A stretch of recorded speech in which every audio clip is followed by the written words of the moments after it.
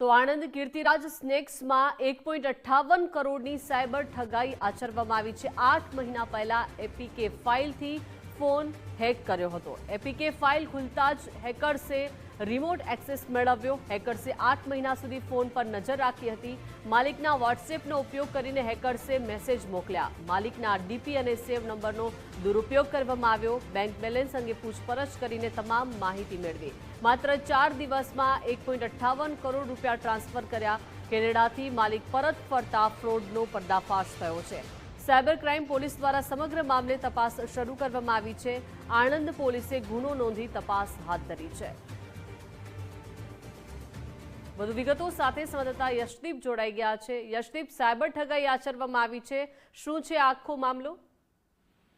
ચોક્કસ દીપિકા, જે પ્રમાણે વાત કરવામાં આવી રહી છે ત્યારે 1.58 કરોડની આ સાયબર ઠગાઈનો મામલો આણંદમાં ખુલીને સામે આવ્યો છે। કીર્તિરાજ સ્નેક્સ નામની એક ફૂડની કંપની જે ચલાવતા હતા કીર્તિરાજ પટેલ, તેઓ અમેરિકા ગયા હતા અને ત્યાંથી પરત આવ્યા ત્યારે આ સમગ્ર મામલો ખુલવા પામ્યો છે।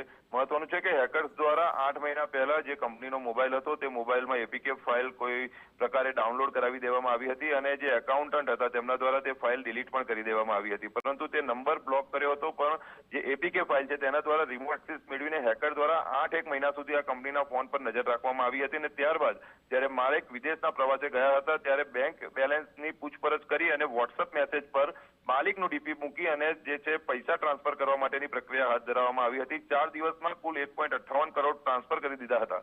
ત્યારબાદ જ્યારે વિદેશથી માલિક પરત ફરે છે ત્યારે આ સમગ્ર ફ્રોડનો પર્દાફાશ થાય છે અને મામલો સાયબર ક્રાઇમ પોલીસ સ્ટેશન પહોંચે છે। મહત્વનું છે કે હાલ સાયબર ક્રાઇમ પોલીસ સ્ટેશનમાં જે ઊંડાણપૂર્વકની તપાસ હાથ ધરવામાં આવી રહી છે અને આ જે પૈસા ટ્રાન્સફર થયા છે તે કયા એકાઉન્ટમાં ગયા છે અને કયા પ્રકારેની આ સમગ્ર જે ફ્રોડને અંજામ આપવામાં આવ્યો તેને લઈને ઊંડાણપૂર્વકની તપાસ ચાલી રહી છે। પ્રાથમિક માહિતી જે પ્રમાણે પ્રાપ્ત થઈ રહી છે ત્યારે અન્ય રાજ્યોમાં આ પૈસા છે અહીંયાથી ટ્રાન્સફર થયા હતા અને ત્યારબાદ જે છે તે અલગ નાની અમાઉન્ટમાં અલગ અલગ એકાઉન્ટમાં ડિવાઈડ થઈ ગયા હોવાની અત્યારે પ્રાથમિક માહિતી ખુલીને સામે આવી છે। હાલ સાયબર ક્રાઇમ પોલીસ સમગ્ર મામલે ઊંડાણપૂર્વકની તપાસ હાથ ધરી રહી છે અને જે જાગૃતિ લાવવા માટે પણ પ્રયત્ન કરી રહ્યા છે કે જે આ પ્રકારની ફાઇલ આવતી હોય છે એપીકે ફાઇલ તે ડાઉનલોડ ન કરવી જોઈએ અને જો થાય છે તે ડાઉનલોડ તો મોબાઈલને યથાયોગ્ય જે પ્રમાણેની જે કરવાનો રહેતો હોય છે તે કરવા માટેની પણ સલાહ સાયબર ક્રાઇમ પોલીસ દ્વારા આપવામાં આવી છે। જી દીપિકા।